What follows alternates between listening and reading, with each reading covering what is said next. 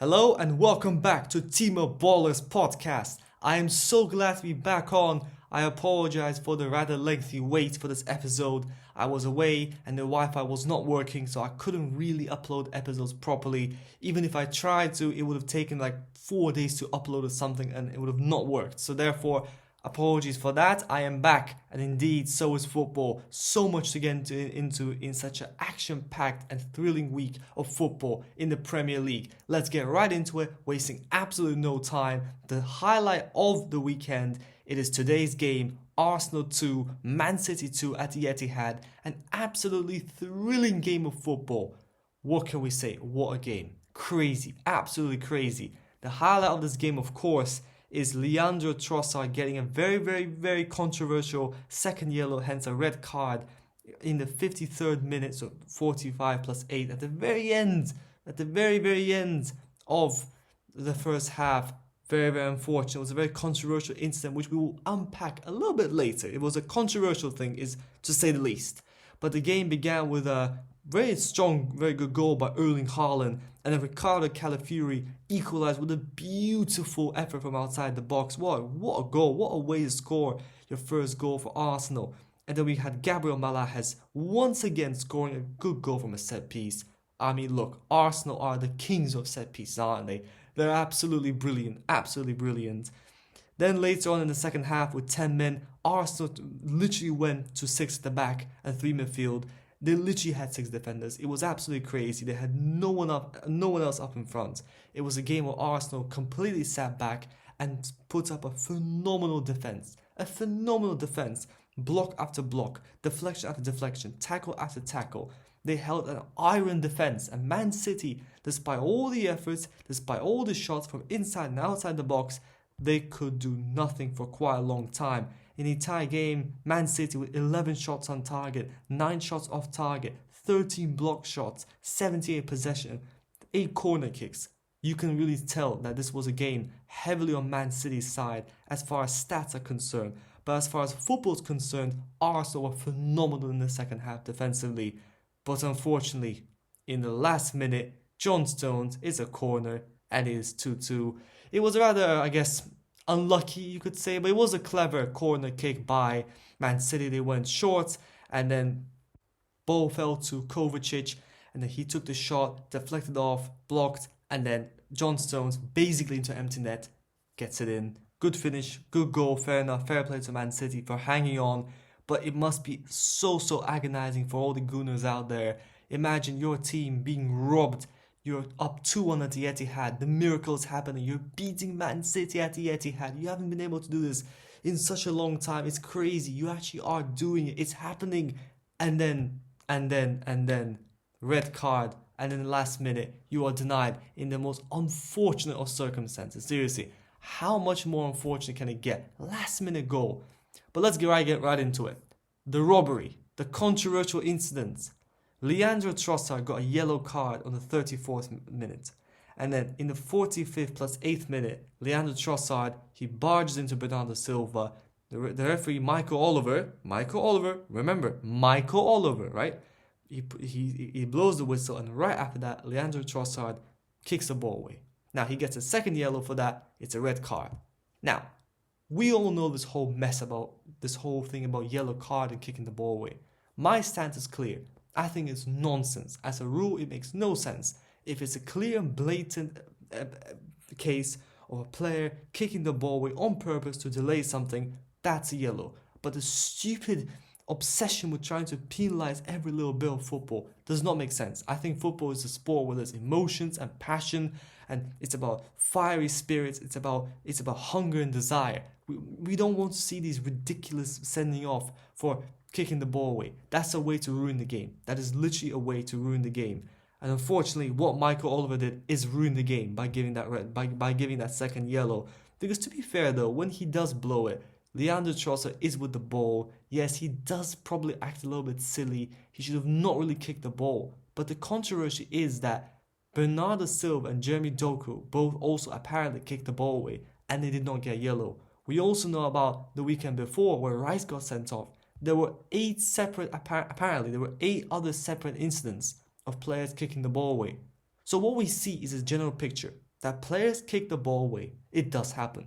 Players kick the ball away and they don't get punishment. Even in this very same game, players kick the ball away, no punishment. Then one person does it, they get a yellow card. It's almost like as long as the ref is not looking and doesn't pay attention or doesn't want to give it, it's fine. But if the ref sees it, you're not fine. But this is not how rules should work. Rules should be consistent. If it's a yellow card, it should always be given. It's better to not have the rule than to have it in and be inconsistent. Because how is this fair? Arsenal being down to 10 men after a very, very well-deserved 2-1 lead. Is this fair? How can you be justified this kind of behavior? Because obviously, if the Man City players were to also get yellows, the game changes, doesn't it? Just like with the game with Brighton. If Joao Pedro gets a yellow, if other players get a yellow, the game changes. The whole dynamic of the game could change. But at least then we have consistency. We can't have inconsistency. And then we also come to the point where when I said Michael Oliver, I said Michael Oliver. Remember Michael Oliver last season? Arsenal, Man City, Kovacic, who should have gotten 2 red cards in one game. Do we also remember the ridiculous, blatant penalty when Doku decided to kick McAllister in the chest? A typical move in martial arts in the UFC, now applied into football. Do we remember how in the Manchester derby another dodgy penalty was given in favour of Man City? And guess what? Guess where was Michael Oliver? In the VAR room. Look, I'm not here to say that he's a complete cheat. I'm not gonna try to prove that he was bribed. We can't prove that. Apparently, he was paid in Saudi Arabia to referee a game, but obviously we can't prove exactly that he's being bribed. But what we can prove is this referee, Michael Oliver, clearly has made a lot of mistakes regarding to Man City. Clearly, he's making errors to Man City. How can you then take the same ref, put him for an Arsenal game, and guess what happens? Once again, he does something to favour Man City. I'm telling you, Man City are the best team in the Premier League, with the best squad, with the best players, with the best striker, with the best manager. They don't need the referees to be helping them. We don't need Doku getting away with a penalty. We don't need for Kovacic to be evading 2 red cards. We don't need Man City to be helped out in a semi-final of the FA Cup when Jack Grealish clearly touched the ball with his hands. We don't need now Leandro Trossard being sent off for something that other players do not get punished. This whole this whole yellow card kicking the ball away thing needs to be revised and brought either to be consistent or to remove entirely. Because otherwise, you're just trying to give referees all these weapons. Dissent, yellow card. Kicking the ball away, yellow card. I don't know, you do something that the referee doesn't like, yellow card. It's becoming very, very inconsistent and very, very not very transparent, because at what point is dissent becoming a yellow? I saw Man City players surrounding the referee, chasing after the referee, and fair enough, they did get some yellow cards, fair play. I mean, at least Michael Oliver got something right. But the fact is, these rules, right, they're trying to enforce discipline. Right? You ask for a yellow, you get a yellow. You fling your arm at the ref, you get a yellow. But then we start to get into this absurd level of inconsistency where certain players do it and it's fine, others do it, it's not. Alright? And referees now can start giving out yellow cards just for fun. Right? And that's exactly what we've been seeing. Yellow cards being given out when it's not deserved, and then when it is deserved, it's not given. We see sometimes bad tackles not getting yellows, and then on the other hand, you ask for a yellow, you get a yellow. Does that make sense? No, not at all. The fact is, Jeremy Doku kicking McAllister in the chest was not a yellow, right? Kicking the ball away is a yellow. Asking for a yellow card is a yellow. Are you joking? So kicking someone in the chest is not worse than literally asking for a yellow or kicking the ball away. Come on, it doesn't make any sense at all. But look, Arsenal obviously, off the back of that statement win against Spurs, they won 1-0. Again, Gabriel from a header, another set-piece goal. We obviously know that when they had no Odegaard and no Rice, there were massive questions asked. Because one thing about Arsenal is they've got a very, very good starting 11, but the squad depth is not there. I said it before, I said it in my season's predictions. I think Arsenal's starting 11 is fantastic and could give City a run for its money. But the problem begins in the backup. where Arsenal are lacking. You take out Odegaard, you don't really have a natural replacement. You take out Rice, you haven't got a natural replacement. But Arsenal turned up on the day to Tottenham Hotspur at the Tottenham Hotspur Stadium, and they beat Spurs convincingly in a proper win. 1-0 is not a tie game. It was a proper win, it was a good win, it was a solid win. And they won even with some key players missing. But unfortunately, no matter how good Arsenal can be, no matter how much they try, I still think there's something lacking in them. And I think it's just maybe that lack of squad, that there's just something lacking about them, which probably limits them. And I guess it's just the fact that when you have decisions go against you, it makes your job even worse. Because not only are you having to deal with Rice being sent off, Trossard being sent off, in the most unfortunate of circumstances, that makes it even harder. Because if things were already difficult, to compete against Man City is already so hard, but now you're having to do it with 10 men. So Arsenal are unlucky, very unlucky. And as a Liverpool fan, I sympathize with them. I watched that game. I really want Arsenal to win. I think it'd be a great thing for the Premier League to finally see Man City being beat. We don't want this juggernaut to keep on winning 5, 6, 7, 8 in a row, right? We do want to see Arsenal pushing, Liverpool pushing. And obviously, Man City are our greatest rivals. I fear Man City will beat us again. So I want other teams to take off as many points from Man City as possible. But from Man City's perspective, I think it was a very poor second half. I felt like the defenders, like Ruben Diaz, were just passing the ball around. It really did not make any sense.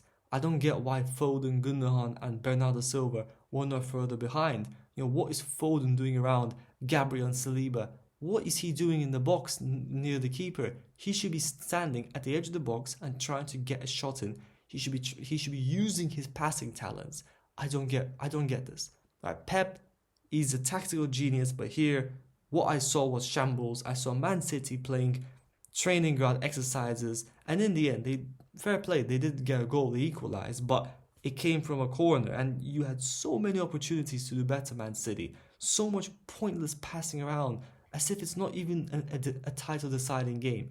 Man City were passing around as if it's just a training exercise, as if it means nothing.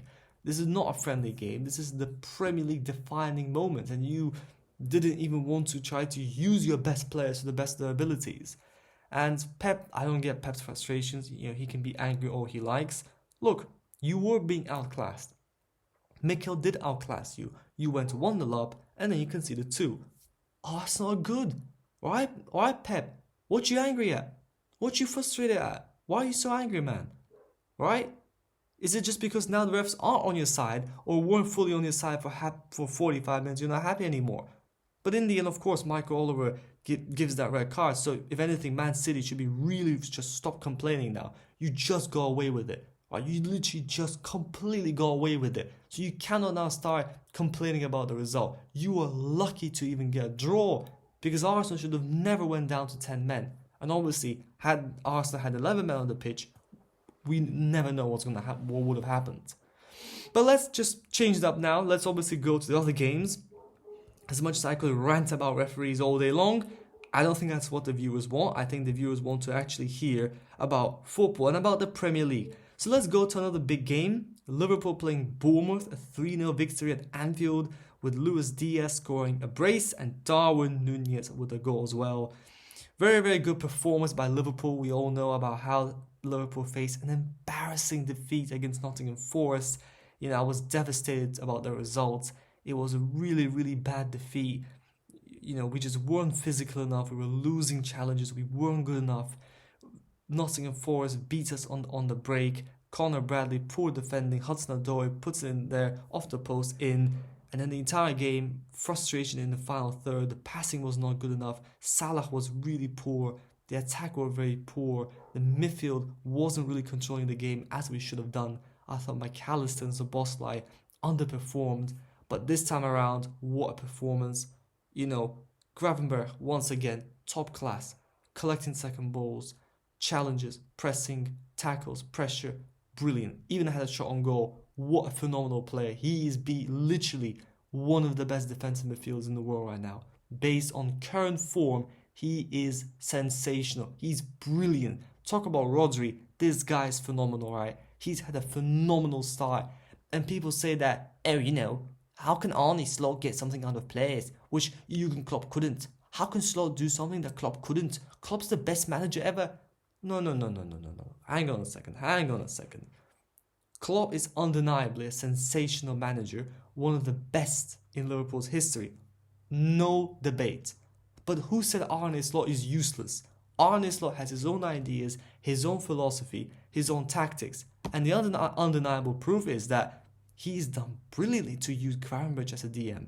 The way Arne Slot has used Gravenberch like Klopp couldn't is very impressive, right? And then Diaz in top form, he scored 2 very good goals, very confident goals. He probably could have scored another one, to be fair. He had, I think, 4 attempts in total that game, so very impressive. And then Nunez, what a goal. We talk about Darwin Nunez. He's a mixed player. From one hand, he delivers masterclass, and then he delivers disaster class. Frustrating start to the season, doesn't get a start, but now he gets a start. He puts all game long, he was working so hard. He was tracking back, putting in challenges, trying to do all his best. And then for the goal, he gets the flick on to Mo Salah. And then Mo Salah, pass to Darwin Nunez. Darwin Nunez runs down the flank, goes into the box, cuts inside. And what a sensational strike. What a sensational strike. That is phenomenal. That is a top-class finish. Easily one of the best goals this Premier League weekend. And fully deserved. Ibrahima Kanate was another warrior. He got an assist, made so many blocks. Trent Alexander-Arnold with an assist, but some mixed defending. Mo Salah, I feel like, wasn't as dangerous attacking-wise, but he did get an assist. And then also respect to Kelleher, who made some top-class saves. So Liverpool, now second place, one point behind City. Clearly, we have overcome this challenge of Nottingham Forest. We've bounced back. More on Liverpool later. I will be making, obviously, episodes dedicated specifically to Liverpool where I'll go into more of these details. Now switching to Manchester United, who drew to Palace at Selhurst Park 0-0. A questionable result. More pressure on Ten Hag. I'm planning a video very, very soon specifically on Erik Ten Hag. I think it's a very interesting topic. I've got some interesting ideas, some interesting theories I've got planned. And, my thinking is that they beat Southampton and Barnsley 3-0, 7-0. There's some positivity around the club. Clearly, there's an idea that they are trying to bounce back from that Liverpool defeat. But then they go to Selhurst Park and get 0-0. And obviously, they did have, stats-wise, they were ahead. But we all know stats don't tell you the full story. Manchester United 6 shots on target to Crystal Palace's 4. They had more possession. They had more shots off target. They had 11 corners. But the problem is that stats don't tell you in the end what happened, right? Because ultimately, Man United didn't score a goal. So that's a big question mark over Ten Hag, that Crystal Palace are really not in form and you can't even beat them. And then Rashford gets benched this game. And then Ten Hag says it's rotation. Very, very interesting. So all this time, when Marcus Rashford was starting and all the Man United fans were complaining that he wasn't good enough, so for months and months and months, Marcus Rashford is starting and he's clearly not performing and he's still starting. Marcus Rashford finally gets back to form. He gets benched because of rotation. Interesting. Is this some very, very clever plan, or is Ten Hag just making a mess of it again? I don't know. I'm not a United fan, but from my understanding, it seems that the positivity is now mixed with this result. It's obviously a result which gives Ten Hag more time. He isn't going to get sacked because of a 0-0 draw. But the fact is, you're not doing well in the league. When we're on match day 5, and where's Manchester United? 11th place. Yeah, that's not really good, man. You ain't going to keep your job with 11th place. Below Nottingham Forest, Fulham and Brighton. Yeah, that's not looking good. Spurs getting a 3-1 win over Brentford. I mean, good. You'd expect Spurs to beat Brentford. Ironically, they are very close together in the table. Spurs 10th, Brentford 12th. But I think the thing with Ange Postecoglou, right, it's about the broader picture. That this is a manager who came into the Premier League and was sensational to begin with. Then he had lots of mixed performances. And the fact is that this is a guy who is now clearly saying, I always win trophies in my second year. He's clearly very, very self-confident. He's got the style of play that he plays, Ange ball. A specific way of playing with Ange Postecoglou. He's got this philosophy and he doesn't want to change it. And he's openly said how he doesn't want to change it. He wants to change the Spurs team to suit his style. But his style is clearly leaky. It's clearly flawed in parts. Your defending isn't good enough. You're conceding goals from set pieces. It's embarrassing to lose a derby to Arsenal at home, at your own stadium. And it's a set piece. And then Ange Postecoglou also says that he will not get a set piece coach. At what point will Ange realize that there's something wrong with what you're doing?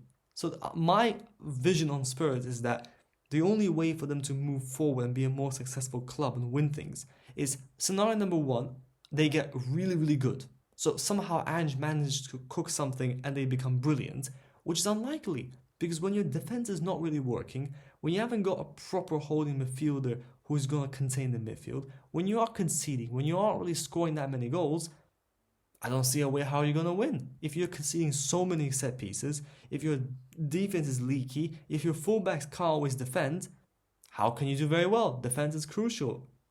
Everyone says it. Defense wins you league titles. It's not just how many goals you score, it's how well you defend. Because if Brentford, Coventry, all these teams can get goals against you, how are you going to beat them if you keep conceding?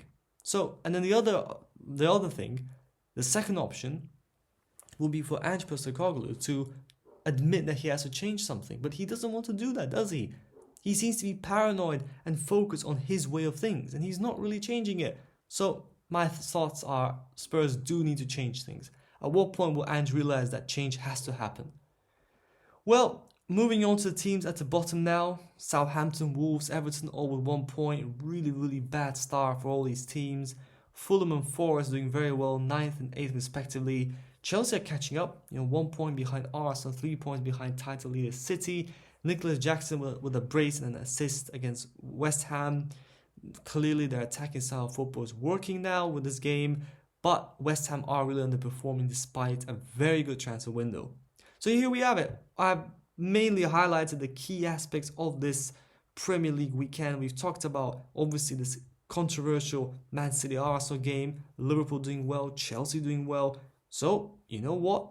Bring it on. I'm looking forward to another week of Premier League action later on. More episodes coming soon. Lots of interesting things ahead. Thank you everyone for listening. I wish you all the best. And of course, keep watching football. The football fan view always will be here. See you later.